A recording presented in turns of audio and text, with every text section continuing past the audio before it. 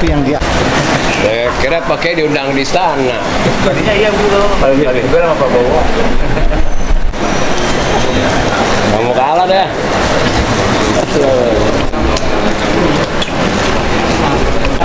Assalamualaikum. Wah ini nih, nih kampungan comot. Bismillahirrahmanirrahim wabarakatuh. Waalaikumsalam. Tentunya mari kita sanjungkan dan curahkan kepada Nabi yang halus tutur katanya, yang baik budi pekertinya, yang sopan perilakunya, yang teguh dan istiqomah pendiriannya, Nabi Allah Muhammad sallallahu alaihi wasallam.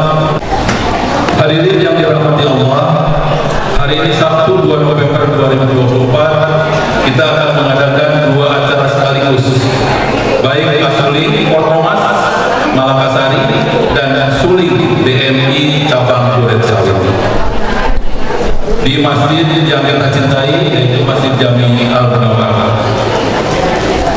Yang kami hormati Bapak Dr. Kiai Haji Muhammad Hidayat MA MH yang nanti insya Allah akan mengisi kajian tausiah. Yang kami hormati Bapak Camat Durensawi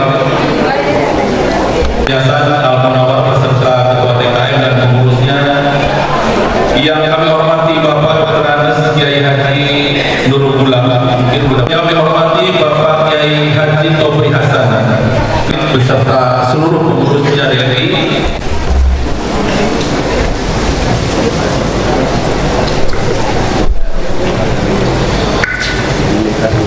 Assalamualaikum warahmatullahi wabarakatuh.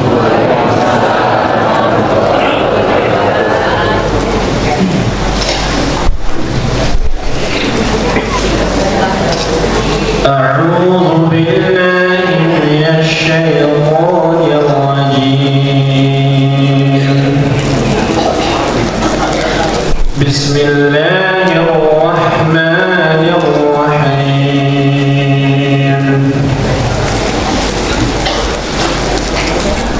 فكان عاقبتهما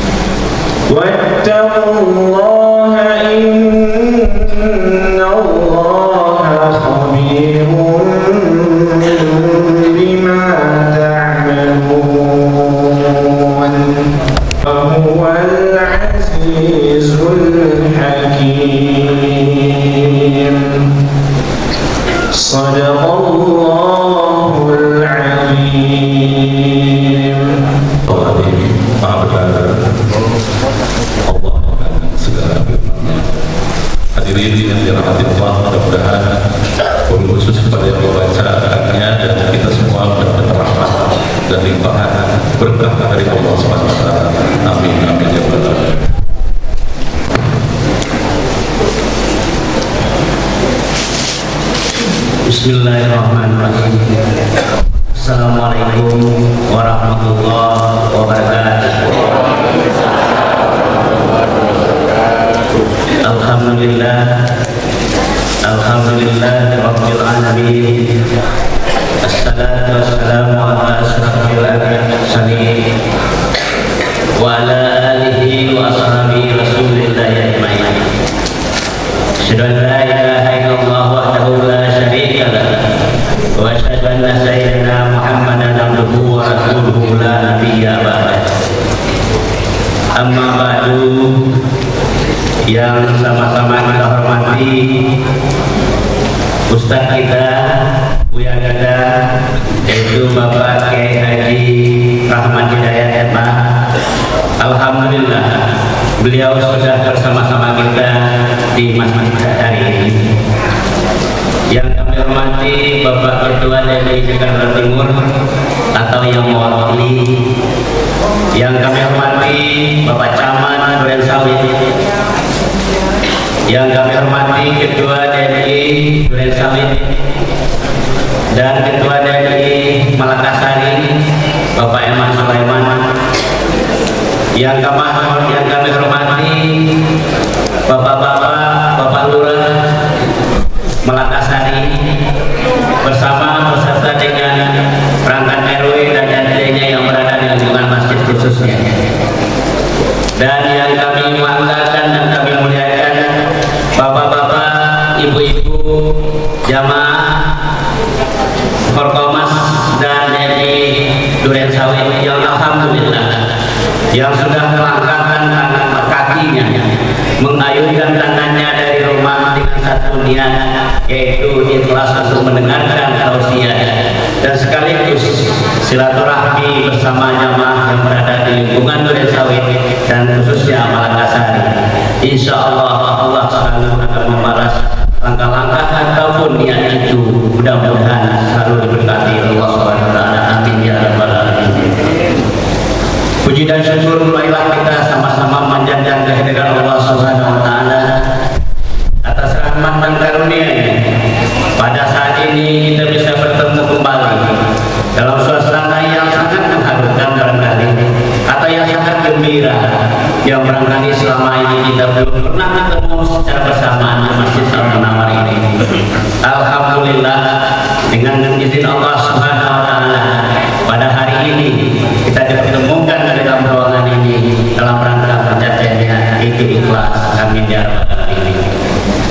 Bapak-bapak dan ibu yang kami hormati, selawat dan salam kita sampaikan kepada junjungan kita Nabi besar Muhammad sallallahu alaihi wasallam yang telah membawa kita dari zaman jahiliyah sampai zaman hari ini, yang selalu memberikan yang memberi teladan bagi kita semua dalam rangka berubudiyah kepada Allah Subhanahu wa taala. Bapak-bapak dan ibu yang kami hormati, atas nama pengurus yayasan sekaligus pengurus Masjid Al-Munawwar mengucapkan terima kasih banyak kepada Bapak Ketua DNI, baik yang berada di lingkungan Jakarta Timur maupun yang berada di Durensawit. Begitu juga dengan Ketua Forkomas yang telah mempercayai acara ini di Masjid Al-Munawwar atas segala kekurangan, atas segala barangkali luasnya kurang dapat menampung semua jamaah, makanya ada yang di dalam, ada yang di luar. Oleh sebab itu atas nama pengurus masjid dan yayasan mengucapkan maaf yang sebesar-besarnya jika sekiranya pelayanan kami atas nama Masjid Al-Munawwar kurang berkenan di hati Bapak dan Ibu semuanya. Dan alhamdulillah Masjid Munawwar sampai saat ini ada beberapa kegiatan yang sudah kami lakukan. Di antaranya adalah beberapa kegiatan MTA, tahfiz Al-Quran di bawah pimpinan Ustaz Faisal. Dan alhamdulillah beberapa bulan yang lalu Masjid Al-Munawwar sudah membangun yang ada di samping. Itu alhamdulillah kita dapat bantuan dari BRI senilai 1 miliar. Dan alhamdulillah semuanya sudah selesai. Dan alhamdulillah juga di atas juga bisa dimanfaatkan baik untuk kegiatan anak-anak kita di MTA maupun pengurus masjid secara keseluruhan. Dan tentu dengan tangan terbuka jika sekiranya Forkomas bersama DNI-nya untuk melaksanakan kegiatan formal di sini, insya Allah Al-Munawwar siap untuk melayani. Amin ya rabbal alamin. Bapak-bapak dan ibu sekalian yang kami hormati, itulah barangkali yang bisa kami sampaikan pada saat ini. Sekali lagi atas nama tuan rumah, mohon maaf yang sebesar-besarnya atas segala kekurangan dan kehilafan dalam pelaksanaan ini. Terima kasih, mohon maaf. Wabillahi taufiq wal hidayah. Wassalamualaikum warahmatullahi wabarakatuh.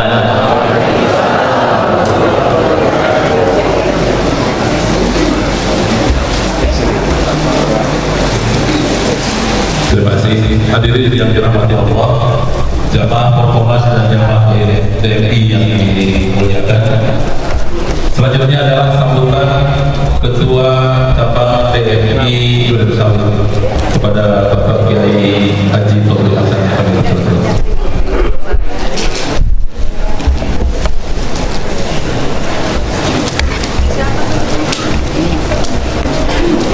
Warahmatullahi wabarakatuh.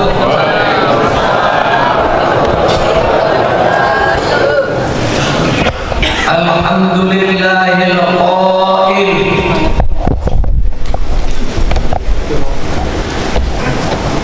wa aqimis sholata liduluki syamsi ila ghasaqil laili wa qur'anal fajri inna qur'anal fajri kana mashhuda. وقال رسول الله صلى الله عليه وسلم القائل اللهم بارك لأمتي في بكورها وعلى آله وأصحابه أجمعين ولا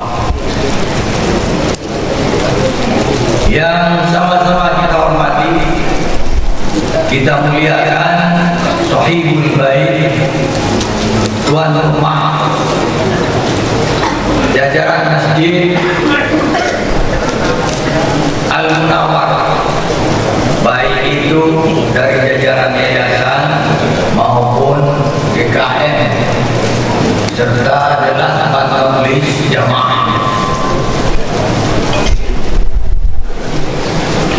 yang sama-sama kita hormati para alimil ulama, wabil khusus Bapak Dr. Kiai Haji Muhammad Hidayat MKMH yang nanti akan memberikan ceramah kepada kita. Mudah-mudahan dengan ceramah beliau ada pencerahan bagi kita dari saat ke saat. Amin ya rabbal alamin. Kita doakan beliau senantiasa kiranya ilmunya bermanfaat bagi umat dan masyarakat. Amin ya rabbal alamin. Pengurus Forkomas yang diketuai oleh Bapak Dr. Andes Haji Eman Sulaiman SI MM, yang kita sudah sangat kenal.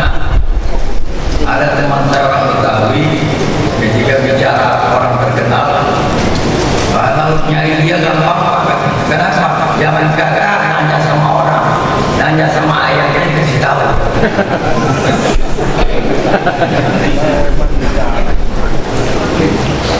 Dan beliau sekaligus sebagai ketua DMI Ranting Kelurahan Makassar, yang kita salut, yang kita sangat mengapresiasi bahwa Forkomas ini dari tahun ke tahun saya perhatikan makin maju, makin berkembang, dan minimal tetap eksis di dalam mengemban dakwah Islamiyah, ukhuwah Islamiyah dengan jalan silaturahmi yang mengumpulkan setiap minggu satu kali setiap hari Sabtu di masjid-masjid yang ada di Kelurahan Makassar. Dan itu DMI sudah mengadakan suling ini 27 kali pada hari ini. Itu 27 kali maknanya sudah 3 tahun. Dari kelurahan yang ada 7 kelurahan ada di Kecamatan Durensawit, belum ada yang mengalahkan Forkomas. Masya Allah. Belum ada yang mengalahkan Makassari. Sama-sama takbir untuk Makassari. Allah.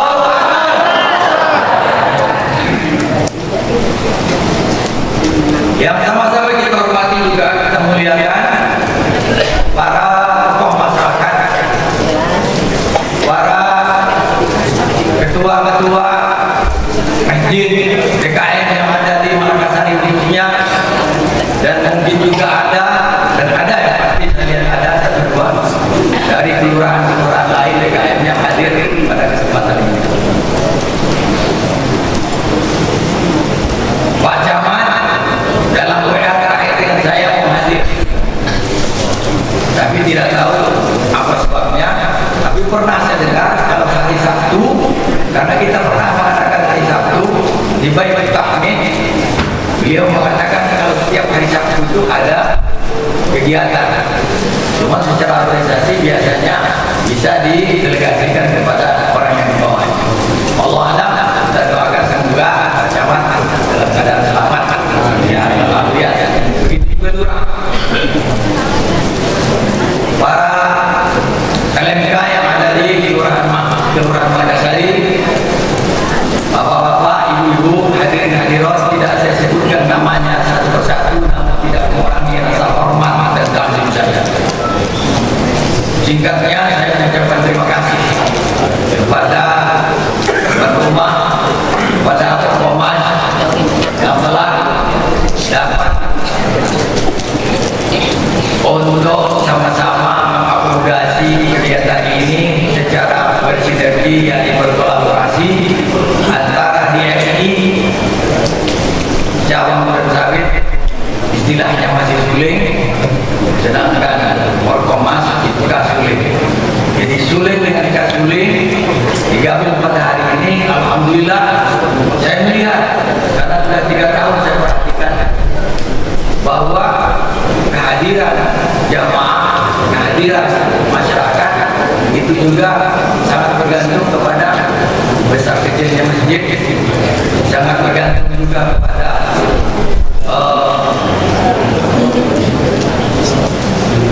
teritorial masjid dan sebagainya. Tetapi alhamdulillah di Al-Munawwarah sudah 2 kali kita mengadakan seperti ini, kolaborasi DMI, kasuling seperti ini keadaannya. Alhamdulillah. Untuk itu mohon dibukakan pintu maaf kalau ada sesuatu yang dianggap kurang, karena namanya DMI itu dikatakan sebagai ilmu baik, walaupun ilmu baik sebenarnya adalah Masjid Al-Munawwarah. Terima kasih banyak. Mari sama-sama kita dengarkan ceramah pagi hari ini. Mudah-mudahan kita mendapat pencerahan dari apa yang akan dipaparkan oleh Bapak Kiai Dr. Muhammad Hidayat MH, Guru Irian, Guru Cendrawasih. Sekian, terima kasih. Wabillahi taufiq wal hidayah. Assalamualaikum warahmatullahi wabarakatuh.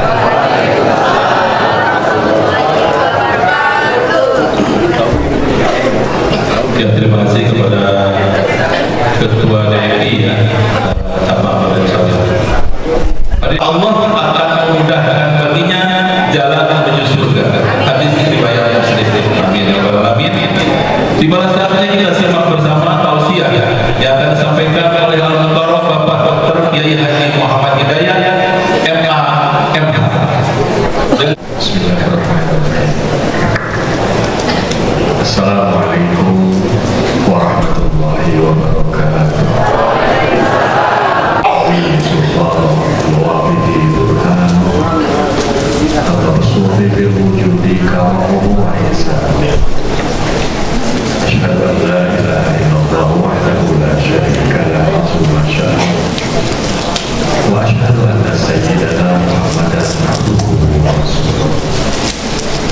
Allahumma sholli wa sallim ala sayyidina Muhammad wa ala alihi wa ashabihi lahum rahmatullahi wa barakatuh. Faqala subhanahu wa ta'ala, Bismillahirrahmanirrahim. Alladzina yadhkuruna Allah la yaqumuna illa kama yaqumu alladhi yatakhabbathu asy-syaitanu minal mas.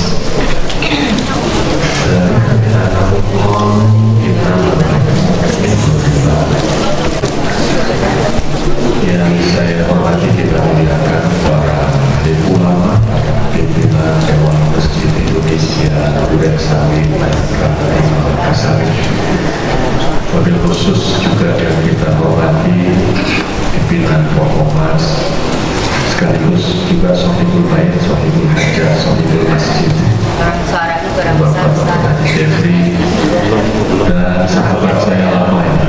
Saya punya sahabat di sini sejak tahun 80-an kami jadi aktivis sebetulnya. Dulu kami sama-sama tahun 88 di PPNU Nasional. Ya, kemudian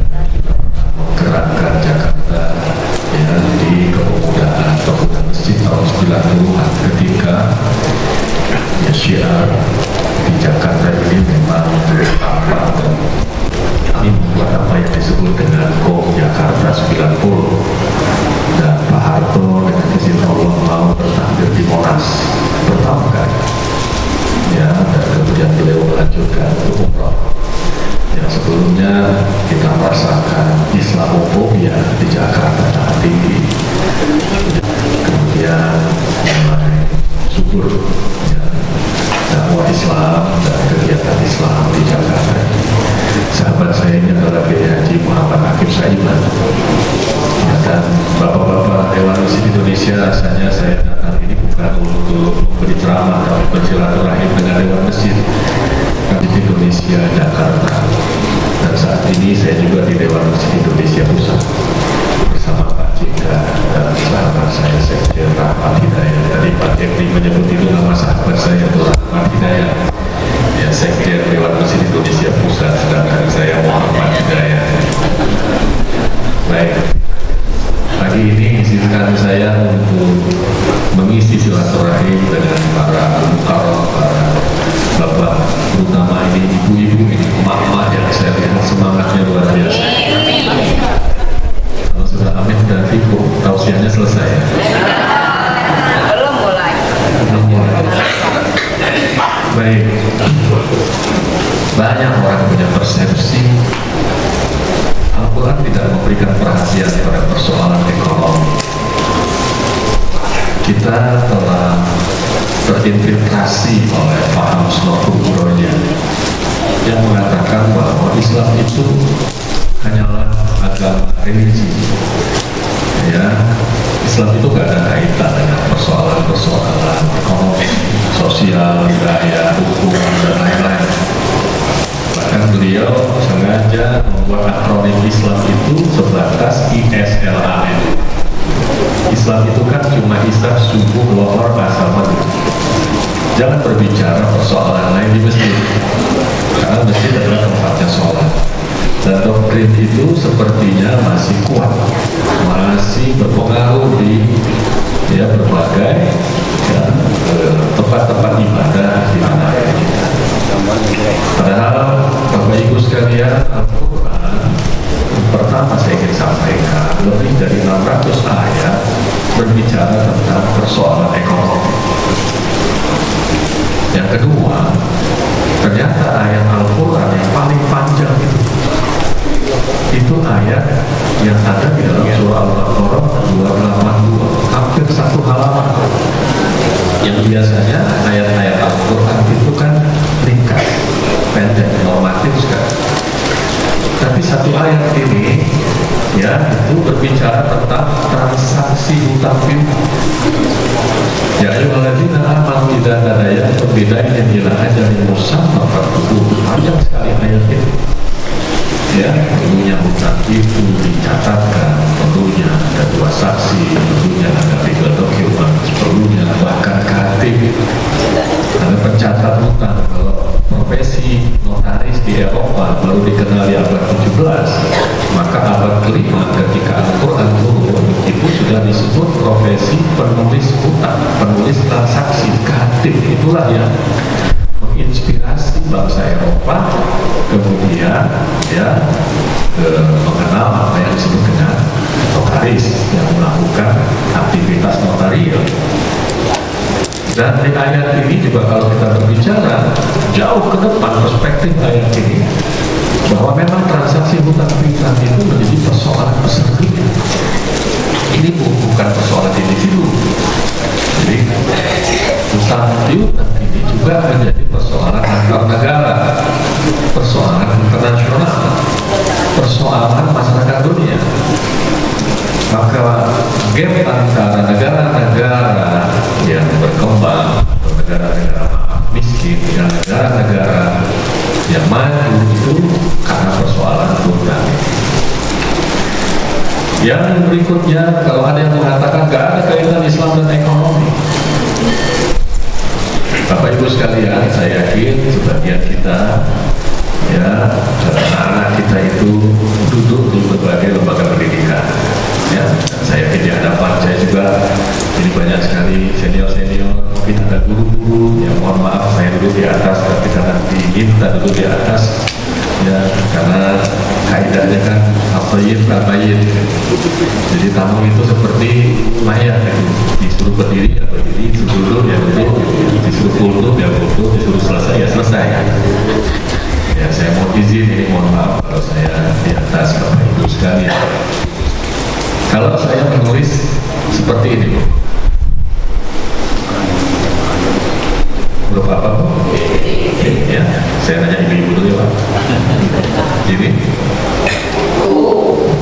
Ini, Bu. Saya ulang.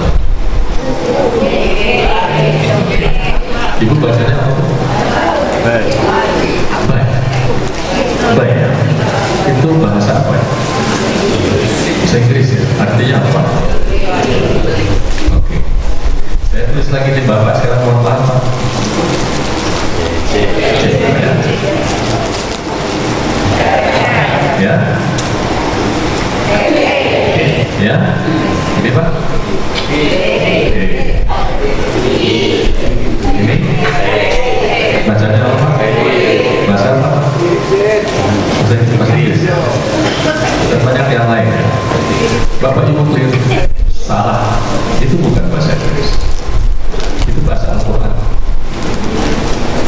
Baik itu baru spelling itu baru dikenal di Eropa abad ke-11. Baik. Sebelumnya masyarakat Eropa belum punya ya kata yang bahasa ibu baca baik, yang artinya membeli atau menjual, bisa sales ya baik. Sebetulnya kata ini diinspirasi oleh Al-Quran. Tadi saya baca Al-Baqarah 275 ya, orang-orang yang memakan riba itu disebabkan karena mereka berpendapat wa ahallallahu baik dari sini kredit korontor adalah diyuridullah korontor hasil korontor itu korontor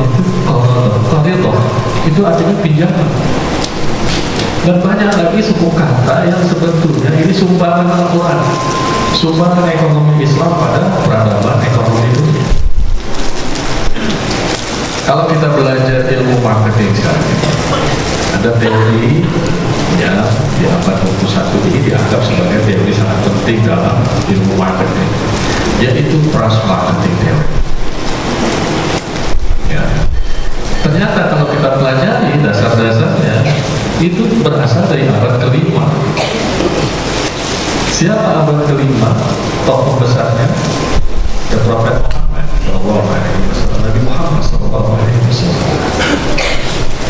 Beliaulah tokoh yang terkenal sebagai pedagang yang profesional lagi jujur. Ya, saya punya salah seorang dosen waktu saya S3 waktu itu. Ya, Profesor Dr. Roti Shakespeare dari Inggris, dari Birmingham. Dia mengatakan dunia harus jujur, belajar tentang ya dasar-dasar marketing bisnis berdasarkan kejujuran itu belajar pada seorang tokoh yang namanya Muhammad. Kata beliau ini tokoh sekali. Jadi di kelas itu kami juga terkejut ketika beliau menyatakan. Dan banyak catatan sejarah tentang Rasulullah SAW yang baru saja kita peringati maulidnya. Tapi memang jarang sekali sisi aktivitas perdagangan Nabi ini kita ungkapkan. Padahal beliau ini backgroundnya Rasulullah itu kan pedagang. Ya, tapi sayang sekali bagaimana ilmu ekonomi, ilmu dagangnya, ilmu bisnisnya, ilmu marketingnya, salesnya, excellence itu kita ungkapkan. Itu yang ketiga. Bukti berikutnya, jemaah sekalian, kalau kita berbicara tentang praktek-praktek keuangan sekarang, itu ternyata banyak sekali mengadopsi dari praktek-praktek dari kitab-kitab kuning yang ditulis oleh para ulama di abad ke-7, ke-8, ke-9. Eropa pada saat itu mengalami masa kegelapan. Ya, Eropa baru memasuki masa abad yang terang benderang, itu memasuki abad ke-11, dan saat yang sama umat Islam memasuki masa yang jumur. Ya. Jangan lupa bahwa kontribusi pemikiran ulama-ulama, ya, para sahabat, kemudian tabi'in, bahkan kemudian Ibnu Khaldun. Siapa yang tidak kenal Ibnu Khaldun? Beliau ini guru bagi bangsa Eropa, ahli sosiologi, ahli ilmu pembangunan. Ya, kalau kita bicara ekonomi biasanya kita akan sebut Profesor Dr. Adam Smith sebagai bapak ekonomi dunia. Tapi kita lupa bahwa buku beliau yang sampai sekarang masih menjadi buku wajib kalau kita mau ambil S3 ekonomi di berbagai negara di Eropa, The Wealth of Nations, itu bukunya banyak para kritikus yang menyatakan buku itu duplikasi dari bukunya beberapa ulama besar sebelum abad ke-7, ya, dan yang lain-lain. Tapi saya tidak ingin bicara itu karena yang kita bicara sekarang adalah judi online. Baik, jamaah sekalian, tidak ada di antara kita yang tidak punya hutang, betul? Kecuali Pak Devi yang tidak punya hutang, karena beli cash terus dia, ya. Artinya apa? Hutang piutang ini dalam pandangan fikih muamalah memang sesuatu yang terjadi dalam kehidupan. Tidak mungkin manusia menghindari transaksi hutang piutang. Maka perhatian Al-Quran terhadap hal ini memang sangat besar. Dan Nabi SAW mengingatkan kita, walaupun secara muamalah hutang piutang itu hukum asalnya mubah. Al-aslu bil muamalat al-ibah. Hukum dasar bermuamalah itu kan mubah saja, termasuk dain, hutang piutang. Tapi hati-hati kalau seandainya hutang ini pertama kita lakukan bukan karena kebutuhan, apalagi bukan karena keterpaksaan. Yang kedua, hutang ini tidak kita lakukan dengan cara yang benar.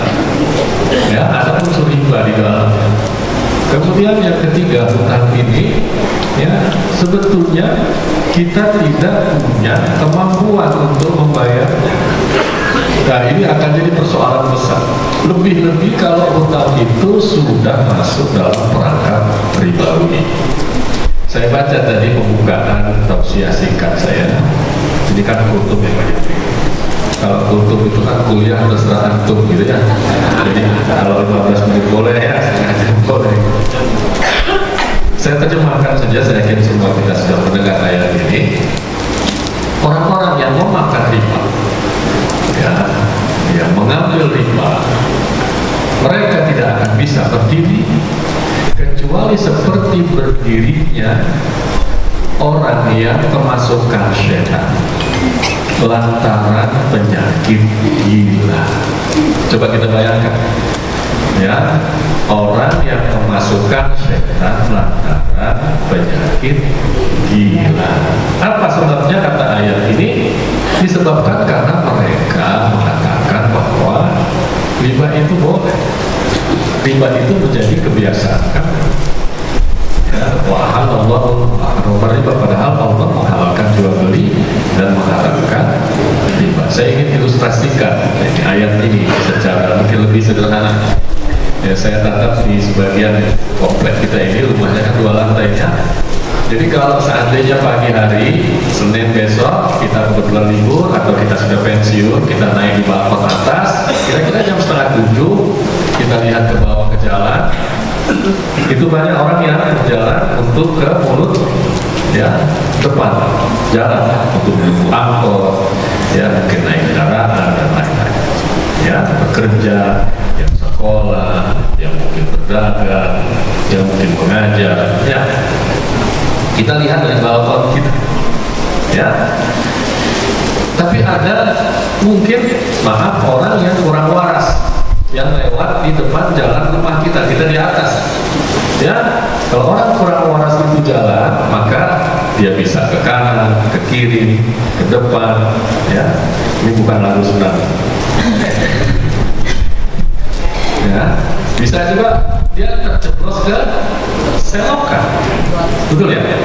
Sekarang gini Bapak Ibu sekalian, coba kita buat garis langkahnya orang yang normal yang pagi hari berangkat dari rumahnya, yang melewati rumah kita untuk menuju ujung jalan, ya, dengan langkah kakinya, maaf, orang yang tidak waras tadi. Maka kira-kira gambarnya kalau orang yang berjalan memang ada tujuannya, itu garisnya flat, lurus. Ya, kemudian kalau orang yang maaf tidak waras tadi, yang Al-Quran mengatakan ya taqabbatu syaitanu minal mas, maka seperti ini kira-kira. Gambar itu kita tegakkan.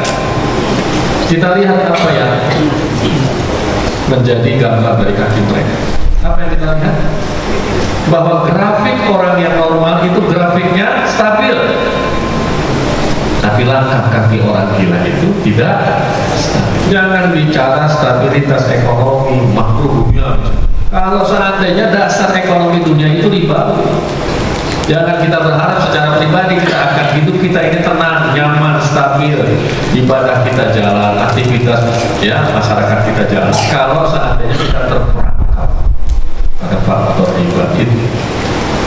Ini pesan Al-Quran yang mungkin bisa jadi kita belum tangkap. Jadi dunia selama ini bermimpi sektor moneter, finansial, global, ya itu ingin sekali start, mustahil. Selama sistem ekonomi dunia itu dengan sistem ribawi, maka jangan bermimpi bahwa muka bumi ini ya kita tidak akan mengalami krisis moneter, krisis ya keuangan dunia. Dan secara personal tadi ini akan saya kaitkan bahwa kita memang diharapkan menjauhi praktek itu sebisa-bisanya, sekuat-kuat. Tapi memang kadang-kadang kita harus berhutang. Pertanyaannya, mengapa seseorang berhutang? Ya, beberapa ahli fikih mencatat bahwa orang berhutang itu biasanya karena 5 kondisi. Ya, satu ahwal.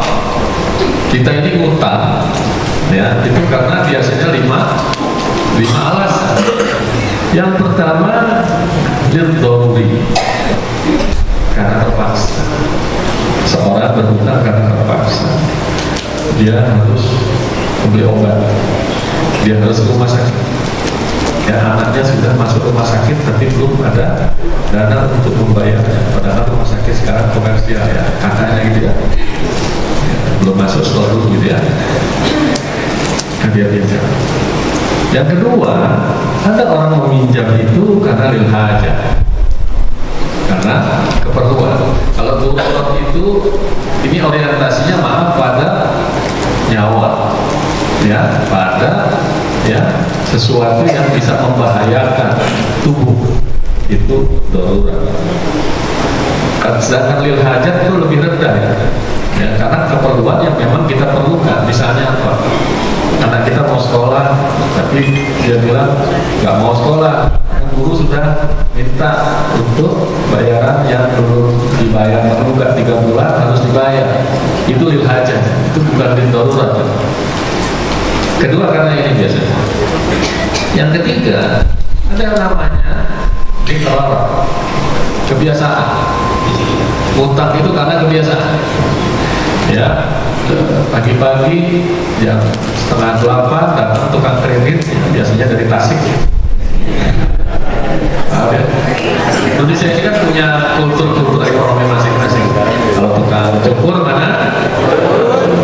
Tukang kredit Tasik. Kalau tukang tambal ban, kalau yang punya kontrakan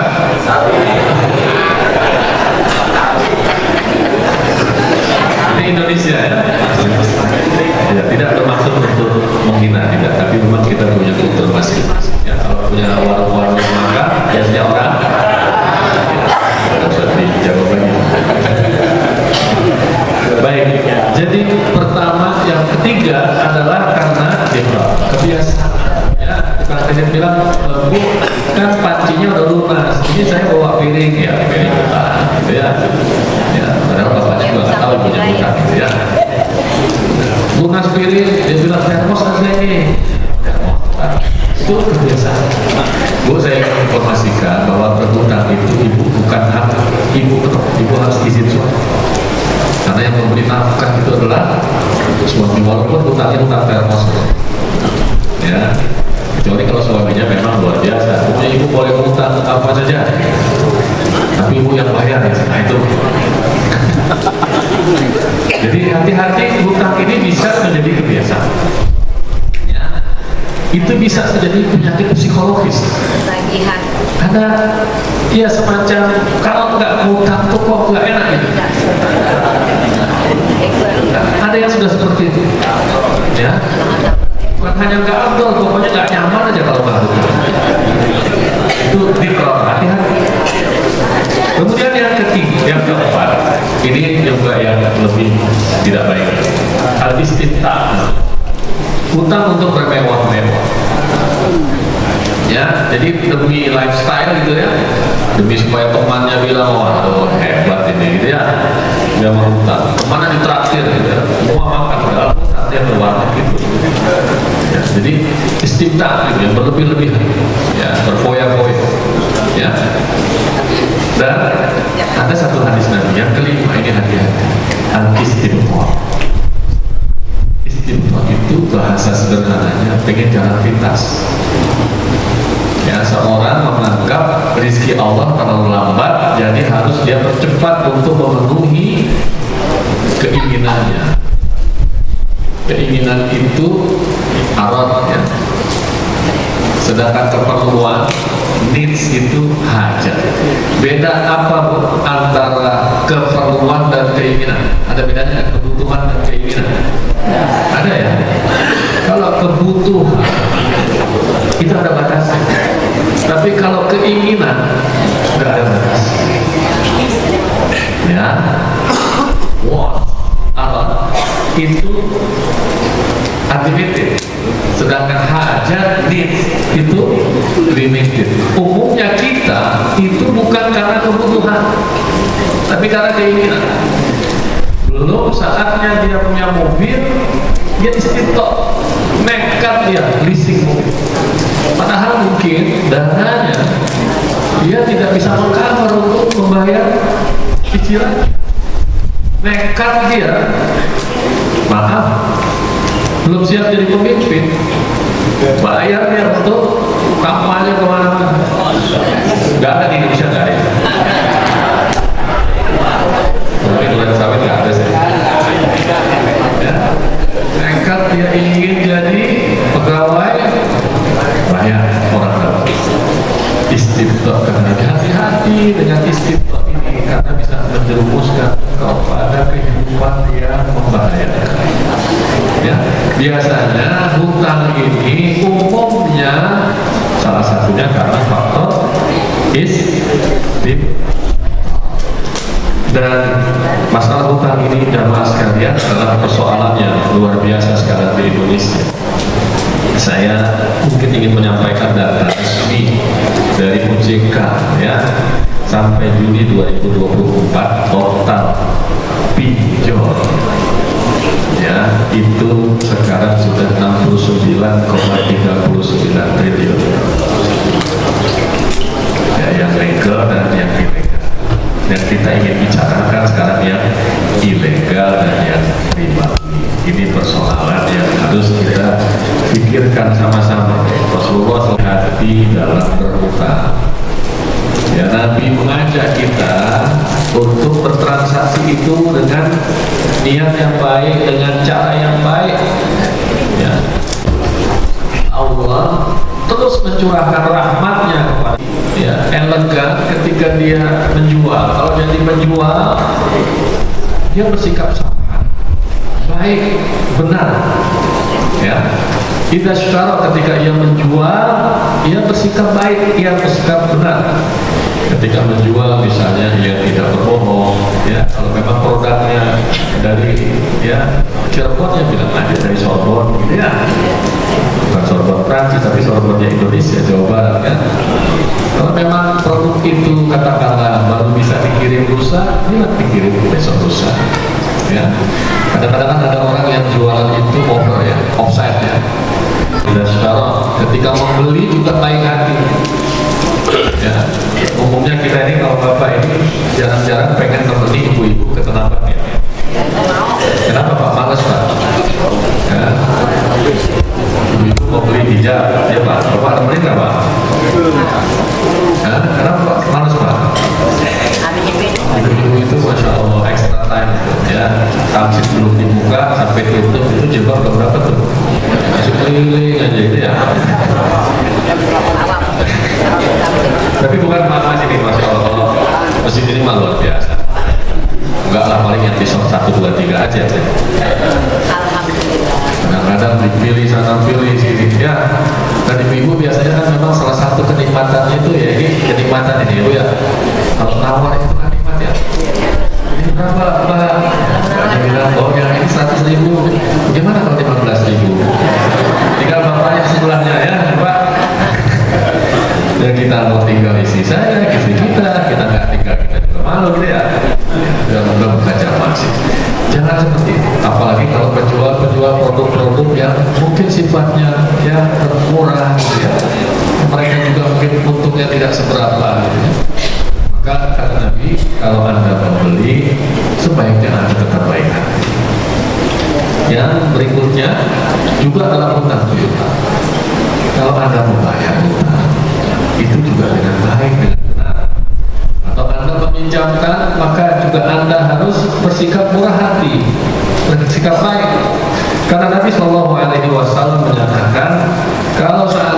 seandainya seseorang itu lepas dari 3 masalah ini, kata Nabi, maka dia pasti masuk surga. Tapi kalau salah satu ini tersangkut, dia bakal masuk surga. Ya, kata beliau, man faraqar ruhul jasad wa huwa bari'un min syarakatin dakhala jannah.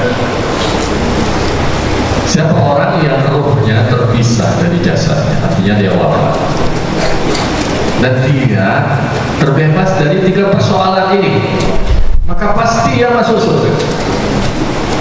Apa 3 persoalan ini? Nabi mengatakan yang pertama adalah al-kibr, aku, sombong, takabur. Ya, dalam satu hadis dikatakan walaupun hanya 1 zarah itu di dalam hati seseorang, kalau ada sikap sombong, dia tidak masuk surga. Karena takabur hanyalah mutlak milik Allah. Kita apa yang kita mau takabur? Yang kedua wal ghulul, sering berkhianat, senang berkhianat. Ya, ayyuhalladzina amanu la takhunullah wa takhunur rasul wa takhunu amanatikum wa antum ta'lamun. Al-ghulul, ada yang mengartikan ghulul ini korupsi. Ya, ini tidak jadi masuk surga. Ya. Kemudian yang berikutnya adalah ada yang punya hutang, karena Rasulullah SAW tidak mau menyolatkan sahabat yang sudah dimihrot tergeletak mayatnya, jenazahnya, sahabat lain sudah muwassaf. Nabi mengatakan, saya tidak mau menyolatkan. Kenapa? Karena jenazah itu masih punya hutang. Ya. Dan kalau kita punya hutang, memang ada adat-adatnya. Saya ingin menyampaikan adat ini untuk saya dan kita semua, jemaah sekalian. Pertama, adab berhutang. Ya, yang pertama adalah punya niat kuat untuk melunasi. Berniat untuk melunasi. Sesaat setelah Bapak Ibu menerima pinjaman, mudah-mudahan tidak pinjaman ribawi, maka harus ada niat untuk saya ingin melunasi. Karena pada hakikatnya harta yang kita dapat dari meminjam, kalau kita tidak kembalikan, itu sama dengan mencuri, mengambil hak orang lain. Maka ada sebuah hadis Nabi SAW menyatakan, siapa yang nanti berjumpa dengan Allah dan dia masih punya hutang di dunia yang belum dia lunasinya, maka ia berjumpa di hadapan Allah itu posisinya sebagai pencuri. Ya. Tapi kalau seorang itu dia berhutang dengan niat untuk melunasinya, maka Allah akan menolongnya untuk melunasinya. Saya ulangi, siapa yang berhutang dengan niat ingin melunasinya, maka Allah akan menolongnya untuk melunasinya. Dan sebaliknya, siapa yang berhutang dengan niat sudah tidak ingin mengembalikannya, maka Allah yang akan mempersulit dia untuk mengembalikannya. Jadi kalau ada orang-orang yang ngemplang, ya, debitur nakal, bisa jadi karena tidak ada itikat baik untuk dia melunasinya. Kita ini alhamdulillah ya, motor di rumah sudah, KPR sudah, mobil sudah, bapak-bapak waktu muda hutangnya, mahar sudah, oh enggak, hutang ya mahar. Dan kata Rasulullah SAW, matlul ghani zulm, menunda-nunda membayar hutang, mengulur-ulur padahal dananya sudah ada, ya, maka itu tindakan zalim. Ohilalah hukuman tua yang orang seperti itu halal direndahkan, ya, nilai dirinya dan dihukum. Yang kedua, kalau kita berhutang, ini adab, ya, kita mencatatnya, kita mendokumentasikan, terutama debiturnya. Selama ini kan yang mencatat itu krediturnya. Padahal hutang itu kewajiban kreditur atau debitur? Kita. Ya, kita harus catat hutang kita, sampaikan kepada anak-anak kita. Ibu punya hutang, ayah punya hutang kepada si fulan, si fulan, si fulan. Karena apa? Karena hutang ini kewajiban yang tidak akan bisa selesai kalau kita atau seseorang belum membayarnya. Ayo ingat Bapak Ibu sekalian, mungkin dulu kita sekolah ya, atau kita kuliah, atau kita mungkin dalam bermasyarakat di komunitas kita masing-masing ya, di grup-grup kita ini mungkin pernah pinjam sana pinjam sini gitu. Kita anggap itu hal yang biasa, hati-hati karena nanti kalau kita belum membayarnya, apa yang menjadi jaminan? Amal-amal baik kita, sholat subuh kita tadi ya, kita duduk di majlis yang berkah, walaupun ilmu yang besar pahalanya ini kan walau sebentar ini Masya Allah ini. Ada kita berterima kasih kepada TNI, kepada Forkomas, kepada Masjid Al-Quran. Famanita dapat ta'alama ayatan min kitabillah khairun min antusoliyahnya akarokatin. Siapa yang duduk sebentar pada pagi hari mendengar satu ayat Al-Quran saja dibacakan atau mempelajarinya, maka itu lebih utama daripada ia sholat 100 rakaat. Jadi duduk sebentar ini Pak lebih afdol daripada sholat sunnah 100. Tarawih kan maksimal di sini berapa? 11 atau 23? 11. 11 kan formasinya juga macam-macam, ada yang 4-4-3 defensus gitu ya, ada 4-4-2-1 gitu ya. Kita kalau tarawih panjang sedikit imam, biasanya kita besok gak balik lagi ke masjid. Tapi ini duduk sebentar, ada roti, ada kopi nggak? Ada. Biasanya di meja ini ada kopi juga. Ya. Jadi Rasulullah SAW berpesan betul kepada kita agar persoalan hutang ini kita harus punya adab-adabnya. Jadi catatkan itu, sampaikan kepada anak-anak kita. Karena sekali lagi nanti amal kita itu ya di akhirat itu gak ada lagi rupiah, gak ada lagi dolar. Untuk membayar kesalahan kita kepada seseorang di dunia, yang ada jaminannya, kolateralnya, garansinya adalah amal. Kita hanya bersama amal kita, maka amal ini ya diambil mereka untuk membayar. Kalau nggak cukup, gimana itu? Kalau belum balas, maka kejahatan dia dipindahkan ke itu. Itu hati-hati. Makanya ada tradisi baik di Indonesia. Ya, kalau jenazah sudah ya akan disolatkan, biasanya salah satu keluarga menyampaikan ya permohonan maaf sekaligus kalau ada hutang piutang. Tapi tradisi ini sebaiknya tidak dilanjutkan. Kenapa? Mestinya setiap debitur itu mencatat dan memberitahukan kepada ahli warisnya. Tadi itu loh Bapak utang ke beliau. Tapi karena memang kita nggak mempunyai kebiasaan seperti itu, ya akhirnya jadi random, acak saja. Bisa jadi yang krediturnya nggak datang, nggak ngerti dia bahwa dia meninggal atau nggak tahu bahwa debiturnya itu apa. Makanya kita tetap lakukan tradisi itu sebagai satu dari namanya dalam fikih ya. Jadi jangan disalahpahami, bukan tidak boleh kita mengumumkan, mestinya itu tidak perlu. Kalau kita ini sebagai debitur, kita memberitahu kepada ahli waris kita ya, termasuk juga bintang kita. Bapak itu punya tagihan ke pulang, bapak itu punya tagihan ke ibu itu, sampaikan ke ahli waris kita ya. Kemudian yang berikutnya karena waktu ini sudah mau jam 7 ya. Jamnya salah atau betul? Oh betul. Jamaah sekalian, ada satu persoalan lagi kalau bicara tentang piutang, yaitu dampaknya. Ya, sekarang ini di Indonesia salah satu persoalan sosial dan ekonomi adalah pinjaman online. Ya, pinjaman itu mudah didapat. Kadang-kadang malah kita ditawarkan lewat WA, ya, hanya tinggal klik saja masuk itu ke rekening. Ya, kita merasa ini mudah, ini kita sukai, ini kita butuhkan, tapi kita lupa bahwa dapat. Sekali kita sudah terjerat pada pinjol ilegal, saya ulangi, yang ilegal, apalagi yang ribawi, maka kita akan sulit keluar ya dari jeratan.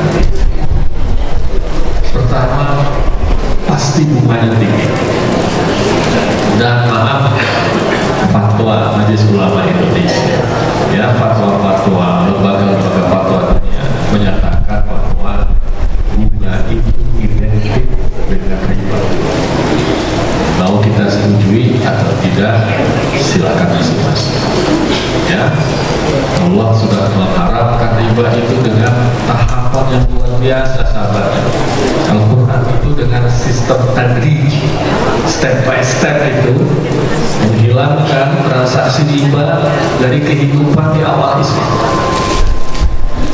Jadi pada awalnya ayat itu turun, Rum, ya, di dalam surah Rum Allah Subhanahu wa Ta'ala menyatakan, dan apa saja yang kalian berikan dalam bentuk riba kepada orang yang memerlukan, yang kalian harapkan itu beruntung di sisi Allah, malah ya Allah.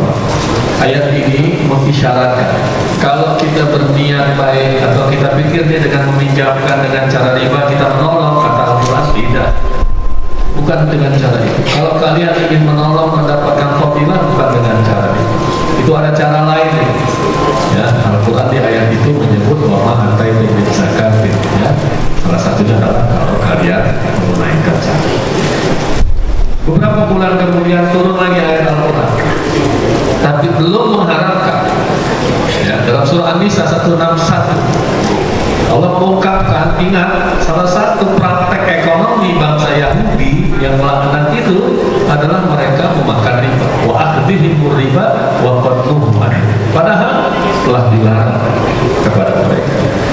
Jadi transaksi riba ini juga dilarang di dalam kitab-kitab suci sebelum Al-Quran, di Zabur, di Taurat, di Injil, ya, tapi mereka melakukan.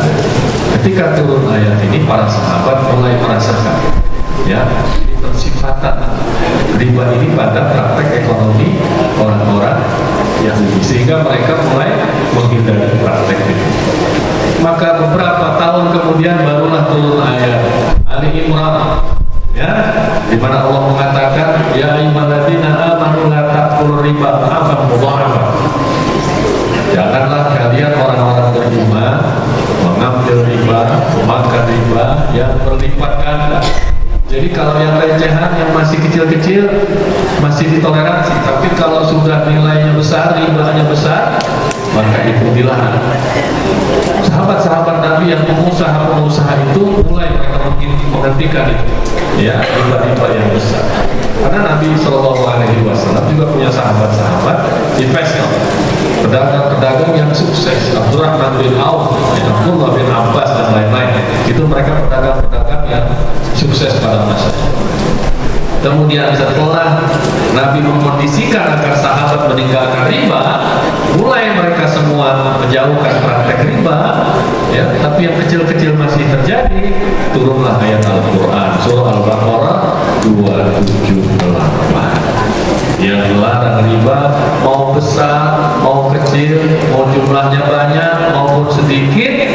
Ya ayyuhalladzina amanu ittaqullah wa dharu ma baqiya minar riba in kuntum mu'minin. Hai orang-orang yang beriman, bertakwalah kalian kepada Allah dan tinggalkanlah, ya, riba yang masih kalian pungut, yang masih kalian lakukan jika kalian beriman dengan Allah.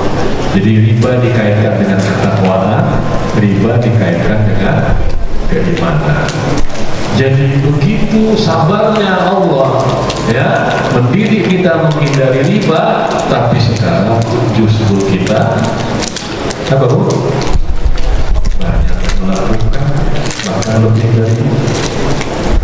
Ada satu ayat Al-Quran tadi di ujungnya saya lupa membaca, mohon maaf. Allah dalam beberapa ayatnya terkait hukuman, ya, itu jarang menggunakan kata-kata fiha khalidun. Tapi untuk riba, fiha khalidun, kebanyakan digunakan ini untuk surga ini. Kita abadi di surga. Orang-orang beriman itu bahagia di surga selama-lamanya. Tapi untuk riba ini, maaf, di ujung ayat yang saya bacakan tadi, faman ja'ahu mau'izatun min rabbih fantaha, maka barang siapa yang telah mendapatkan nasihat dari Tuhannya untuk meninggalkan riba, kemudian dia meninggalkannya, maka lihat ayatnya, ya, amruhu ilallah, perkaranya itu kembali kepada Allah. Tapi wa man 'ada, siapa yang justru mengulanginya, faulaika ashabun nar hum fiha. Maaf, ini ayatnya tidak enak didengar pagi-pagi. Ya, mereka itu kekal di dalam. Kita tidak merasa bahwa praktek riba ini, ya, ini mendekatkan kita kepada Allah. Untuk itu jemaah sekalian, mari kita, ya saya mengajak kembali, hati-hati dengan praktek riba ini. Ya, sebagai penutup saya ingin sampaikan kurang lebih ada 10 catatan saya tentang riba ini. Ya, yang kita kaitkan dengan hadis dan ayat-ayat. Pertama, ya, Al-Baqarah 278 menyatakan orang yang memungut riba, memakan riba, itu terang-terangan mengajak perang Allah dan Rasul. Ya, wa illam taf'alu fa'dzanu biharbin minallahi wa rasulih. Ya, ini kan frontal betul. Karena apa? Karena Al-Quran sudah begitu dengan tahapan yang bijak. Tapi malah kemudian seseorang mengulanginya, melakukannya. Bahkan sekarang ini memang ribanya sudah riba yang lebih dari jahiliyah saat ini terjadi. Kalau kita lihat penjual mereka. Yang kedua, riba itu dalam hadis riwayat Imam Bukhari dan Muslim, riba itu ada 73 dosa. Dosa yang terendah dari riba, boleh saya katakan Pak? Boleh ya Bu? Itu seperti seorang anak yang menzinai ibunya sendiri.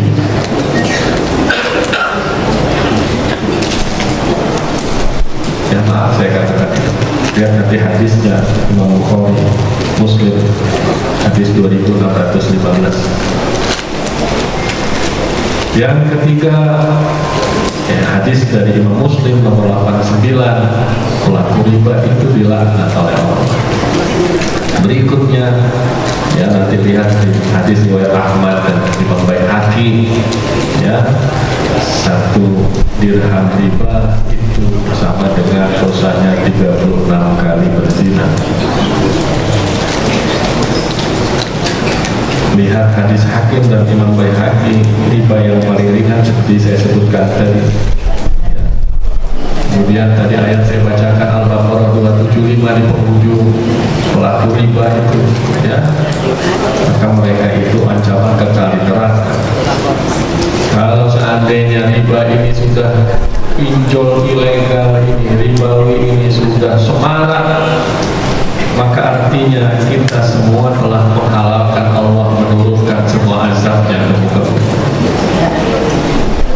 Lihat hadis riwayat Imam Ahmad. Ya. Kemudian banyak sekali hal yang saya mungkin agak keras kalau menyampaikan ini semata-mata. Yang pertama, kita tidak boleh menganggap remeh ini pinjol ilegal riba. Ya. Dan riset itu mengejutkan. Ada sebuah riset yang mencatat klasifikasi siapa yang terkena menjadi korban pinjol ilegal. Maaf, 42%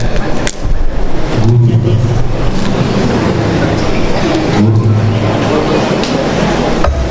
Mungkin karena bisa jadi, ya, gaji guru itu memang masih tergolong rendah, banyak kebutuhan yang harus mereka penuhi sehingga mereka terpaksa bergerak. Ya, kita berharap lewat Misi Indonesia melalui, ya, Basnas ada upaya menyelamatkan korban-korban para guru yang mereka memang itu terpaksa, saya yakin terpaksa melakukan. Kan di dalam asnaf zakat itu ada namanya ghorimin. Nah, itu bisa kita gunakan. Ya, kita dorong itu basis Basnas itu agar ghorimin ini bisa dioptimalkan ketika pinjol ilegal ribawi ini begitu semarak di masa. 28% dari riset itu mengatakan adalah pekerja PHK. Kita sangat maklumi kondisinya. Nah, bisa jadi kebutuhannya tidak bisa mereka cover karena gaji mereka sudah tidak dapatkan. Dan yang menyedihkan dari sisi usia itu banyak Gen Z dan Gen Y, anak-anak kita ya. Makanya kalau mereka asik main handphone itu hati-hati, jangan hanya kita merasa oh dia cuma main game. Tapi kalau sudah dia main ya pinjol, biasanya akan dekat dia main judi online. Hati-hati ya, sayangi anak-anak kita, sayangi mereka ini, keponakan kita, cucu kita, selamatkan mereka ini. Ini luar biasa ini. Di Indonesia ini memang pernah diserang ini ya, kita dengan hal-hal yang akan merusak, meruntuhkan dan membuat bangsa ini tidak hanya lemah tapi hancur, dan kita wajib menjaganya. Forum majlis subuh seperti ini menurut saya sangat penting untuk kita saling mengingat ya. Tapi semua referensi itu yang paling utama adalah Al-Quran yang memang sejak lama memberikan perhatian agar ini jangan dilakukan ya, kecuali kalau memang tadi ada kondisi darurat atau ada kondisi tertentu. Untuk itu Nabi SAW mengajak kita jangan melupakan doa ini, kata Nabi ya. Saya yakin doa ini sudah sering dibaca oleh imam masjid kita, oleh kita semua, yaitu agar berlindung kepada Allah dari lilitan Allahumma inni a'udzubika minal hammi wal hazan wa a'udzubika minal jubni wal wa a'udzubika min dhalabatil daini. Terutama kita yang sedang menjadi korban. Mungkin saat ini ada di antara kita yang sedang kesulitan sekali untuk membayar rumah pinjolnya. Komunikasi Pak dengan anak-anak, jangan disimpan sendiri, karena korban-korban berjatuhan mereka yang sudah terjerembab begitu banyak, mereka malu menyampaikannya. Itu sudah banyak menjadi korban-korban. Maaf, mereka mengakhiri hidup ya. Berkomunikasilah, berdoalah kepada Allah ya, mintalah bantuan, janganlah malu kepada orang-orang atau lembaga yang mungkin bisa membantu mencari solusi ya, sehingga mudah-mudahan kita bisa menyelesaikan kewajiban kita, dan yang terpenting adalah kita kembali kepada Allah Subhanahu wa ta'ala. Mudah-mudahan sebagaimana doa yang saya baca terakhir ini, Allah Subhanahu wa ta'ala akan menjauhkan kita dari lilitan hutang piutang. Inilah amin yang sesungguhnya, karena amin ini adalah amin penutup ya. Demikian dari saya ya, mudah-mudahan bermanfaat. Saya mohon maaf kalau kajian pagi ini walaupun pagi tapi kok jadi keringatan gitu ya. Jadi cukup hangat ya. Dan sekali lagi saya berterima kasih diundang bersilaturahim ya. Saya diperintah oleh protokol kita berdoa. Saya katakan tamu itu kayak jenazah, disuruh berdoa ya berdoa gitu ya, tapi suruh turun ya saya turun. Banyak kita berdoa Bapak Ibu sekalian. Ini waktu mustajab, waktu dimana kita berada di Allah, waktu dimana kita tengah mendengar ayat-ayat Allah, waktu dimana kita sangat dekat hati kita saat ini dengan Allah. Mudah-mudahan Allah Subhanahu wa ta'ala menurunkan rahmatnya kepada kita, menurunkan pertolongannya, ampunannya, dan memberikan jalan keluar atas kesusahan-kesusahan kita. Kita doakan mudah-mudahan anak-anak kita yang kita cintai, cucu-cucu kita, keluarga besar kita, memberikan keselamatan dunia dan akhirat. Ala hazri ya Al-Fatihah.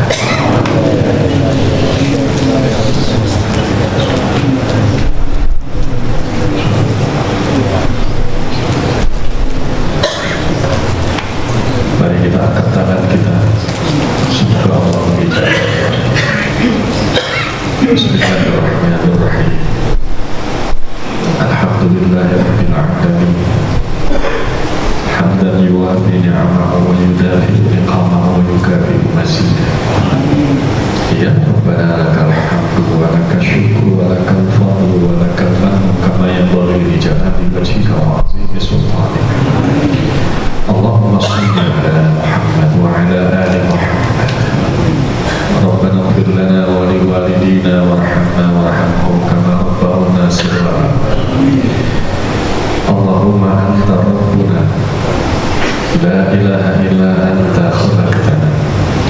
ونحن عبيدك ونحن على أهلك ووعدك ما استطعنا نعوذ بك من شرور ما صنعنا نبوء لك بنعمتك علينا ونبوء بذنوبنا فاغفر لنا فإنه لا يغفر الذنوب إلا أنت.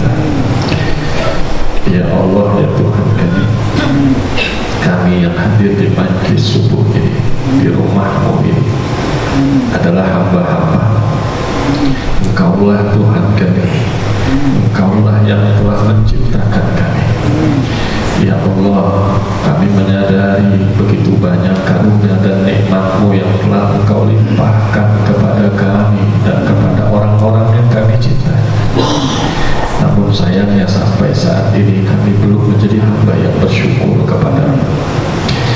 Ya Allah, ya Tuhan kami, telah cukup panjang kami menjalani kehidupan ini. Begitu banyak peristiwa, kejadian, perbuatan, tindakan, berbagai keputusan telah kami ambil dan kami lakukan tanpa kami mengetahui apa yang akan terjadi pada hari yang akan datang. Maka ya Allah, selamatkanlah kami, peliharalah kami. Ya Allah, kami telah berjanji setia kepada-Mu untuk menunaikan amanah dan perintah-perintah-Mu sekuat tenaga kami.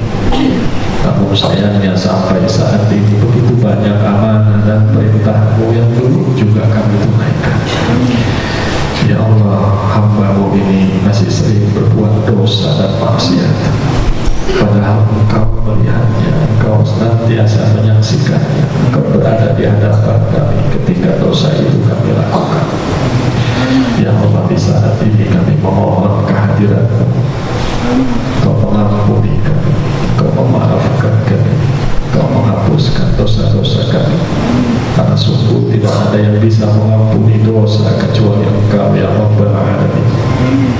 Allahumma inna nas'aluka mujibati rahmatik wa azaima maghfiratik wassalamata min kulli ism wal ghanimata min kulli birr wal fawza bil jannah wan najata minan nar bi rahmatika ya arhamar rahimin. Ya Allah, ya Tuhan kami, berikanlah kepastian kami dengan ampunan-Mu. Bimbinglah kehidupan kami dengan bimbingan-Mu. Rahmati kami dengan berkah-Mu. Mudahkan urusan kami ya Allah dengan pertolongan-Mu.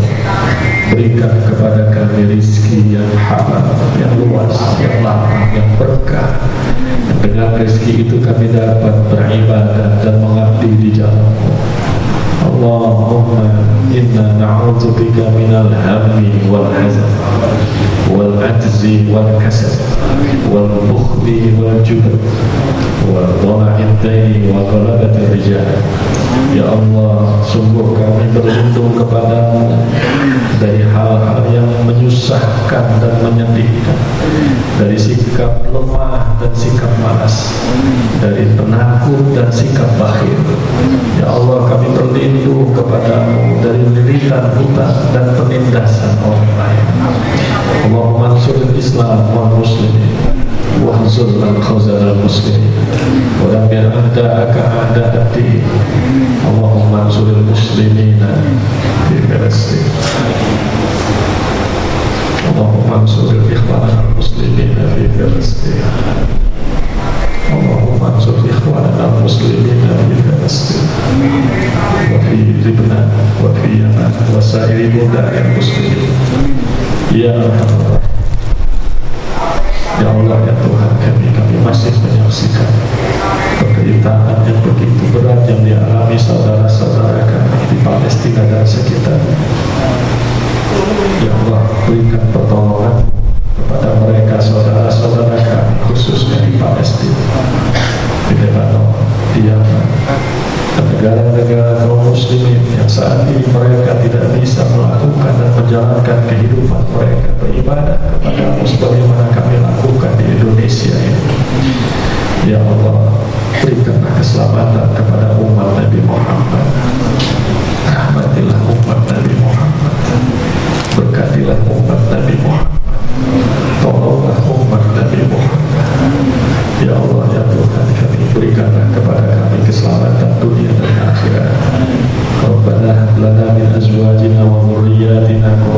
qayyum waj'alna lil muttaqina imama. Ya Allah, ya Tuhan kami, anugerahkanlah kepada kami pasangan hidup dan anak keturunan yang menjadi mata hati kami, penenang jiwa kami, dan jadikanlah kami menjadi orang-orang yang memimpin dari orang-orang yang bertakwa. Rabbana atina fid dunya hasanah wa fil akhirati hasanah wa qina adzabannar. Walhamdulillahi rabbil alamin. Al-Fatihah.